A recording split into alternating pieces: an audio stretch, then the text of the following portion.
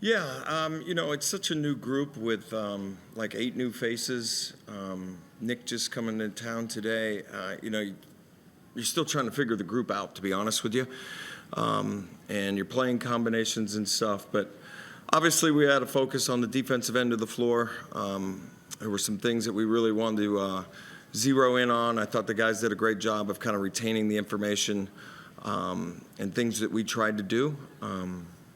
And I just thought the group really played together.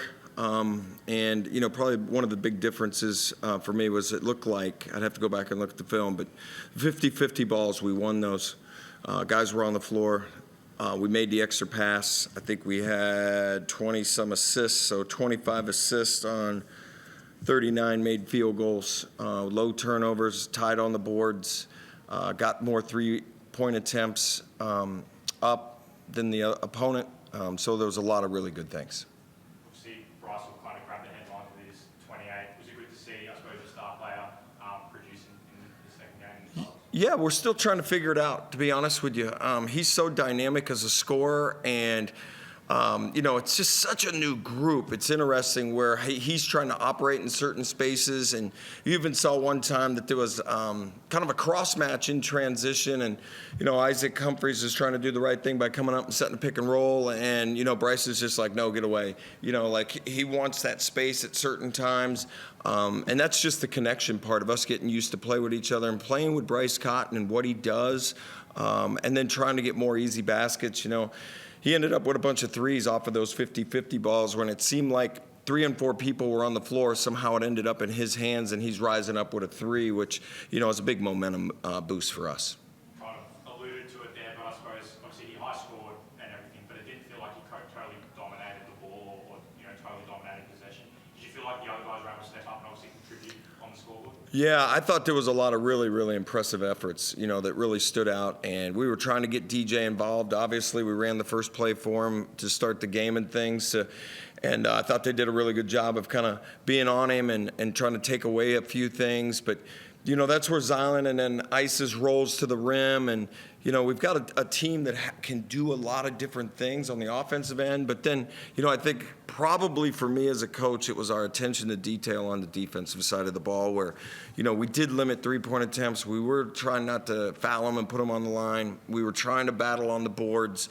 I thought Matt Kenyon, Isaac White, Michael Harris, when they came in, they really changed the flow of the game. I give a ton of credit to our bench, and then different combinations, whether you're in their starting lineup or then you start to sub out where you've got 2 or 3 starters and some bench guys or bridge guys. We didn't have a drop in our execution or our intensity on defense. Obviously, coming in, you said that Jack McVeigh was Taipans' best player. Yeah. I think you guys did a pretty good job of shutting him down. He's a bit quiet on the court there. Was that kind of game plan coming into the match? Well, we have a ton of respect. I think that there is a ton of really good players in this league, and Jack's one of them. I mean, what he's done and what he's accomplished, I think he is going to be the focal point of everybody's scouting report, and that's what great players do. And, he warrants that kind of attention. And, I made a joke about it in the media the other day because of the Taipans, and it's an old Coach Popovich term from San Antonio when I worked for the Spurs about, the best player is the head of the snake, and I kind of made a joke about it. But, he's a terrific player, and we just tried to influence him into some areas. He's going to score points. He's going to make shots. You just want to make him work for everything that he gets. I thought that our attention to detail on that, as I keep saying, we're such a new group. We're trying to figure things out. I thought Zylan did a fantastic job on him. I thought that, Matt Kenyon came in. There was no drop-off in our intensity. Even Flynn and some of the other guys had cracks in there, took their turns. And, it was just a team effort all the way around. And we'll just jump to Chris on Zoom. Yeah, Mike, you talked about how it all started at the defensive end, but the way for such a new group, and you haven't played too much together, the way you're able to execute so well offensively, I mean, you're able to create so many good looks. You had back cuts, you had open layups, you had open shots everywhere, and everyone was passing and being unselfish. That must be a good sign for such a new group 2 games in. I'm glad it looked good on TV. It didn't feel like that to me. I'll be honest with you. I want it to be even smoother. I just always think no matter what, there's probably another level. I think after 2 games and us just having a chance to finally play a few NBL games with Bryce and Ice in certain combinations, we want to make the game easy. I know that we have a lot of different offensive weapons, and we all have to kind of figure it out. If we totaled up everybody's shot attempts from last year and what they averaged, it'd be like 90-plus attempts. There's not that many shots in an NBL game. So guys are going to have to sacrifice. They're going to have to do different things on offense for us, and that means, flashing, playing second side, passing the ball ahead. But when it does move like it did tonight with 25 assists on 39 made field goals, it looks pretty good. But I always just think there's another level, to be honest with you. But we do have some talented offensive players. You touched on it as well. Your hustle was terrific all night. And for a guy that hasn't even been to Adelaide yet, for Nick to come in to join this team only yesterday and to come out and fight for those rebounds like he did, I think he had 7 rebounds in about 3 or 4 minutes. It was 8. Not that I looked, but it's 8.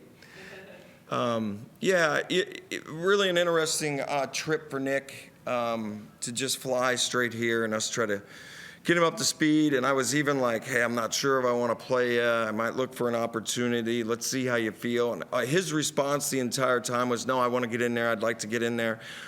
So for him to play 15 minutes and end up with 8 and 8, he's a very, very talented player. We haven't had a practice with him. He will give us a different type of dynamic on our offensive end than Z or Ice as bigs. He's got a lot of different things, and I'm just excited about the potential there of what he can do to impact the group and help us function. When guys are all over Bryce or DJ and stuff like that, to have another guy that can, really pass it and shoot it and make plays off the bounce. You're talking about potential. You saw that in Flynn Cameron, which is why you were so excited to bring him in. And he started this season great. He looks like he's really ready to take that next step, doesn't he? Well, I've talked about it all summer long, but when I was just watching guys, and this was before Bryce opted in, but, he was somebody that caught my eye last year as a young, talented player. He was just kind of, he had a bunch of really good players in front of him at Melbourne United. So, just as a 24, now he's 25-year-old player, he's really disciplined. He loves to compete. He plays hard. He's the perfect kind of complement to a lot of different things in our backcourt and with different playing groups because he has such an interesting skill set. But, his high IQ, high character, and he plays, he competes. So, when you have a guy like that, it's probably easy to play with him. And we're trying to figure out different ways to use him, like whether he's on the point guard or he's on the wing, or at times he was on Jack McVay tonight. There's a lot of different things. And when you can guard multiple positions, you're really, really valuable to a roster and a team. And just lastly from me, you get to go home now and you get to spend a couple of weeks at home, and especially to blend Nick into this lineup, that's going to be really important. Yeah, I think this has kind of been an interesting 2-game swing for us. We can take a quick little breath here, and then try to focus on the things that dial in on a few things that just move the needle. I kind of talk about, moving it 1% each day. Can we just get a little bit better? We're not going to move it 5% or 10%, but can we just move the group forward and keep going in the same direction? We want to be ready for a Game 5 elimination by Game 25. That's our goal. I don't want them to be perfect right now. I don't expect them to be perfect right now, but I want them to compete like that on every possession. And, good plays are going to happen, bad plays are going to be happening, and we just kind of keep moving forward. And hopefully at the end of the day, we get the best result. Thanks, Mike. Okay, thanks, guys. Yeah.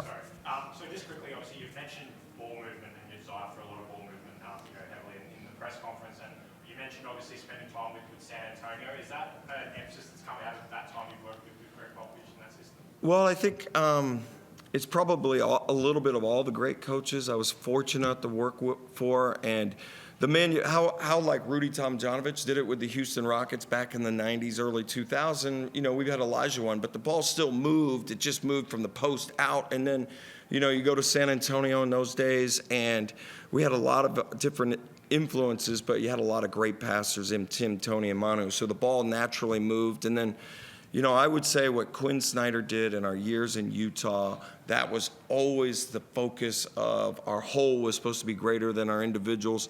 And we had some great players, whether it be Gordon Hayward or Donovan Mitchell or Rudy Gobert. But, you know, we tried to lead the league in passes and hockey assists and moving it from side to side. We're trying to figure all that stuff out, to be honest with you, because Bryce is so talented.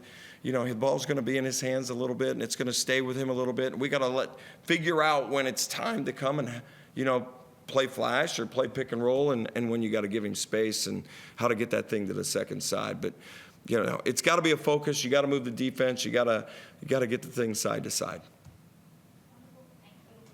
Thanks, guys. Thank you. Yep.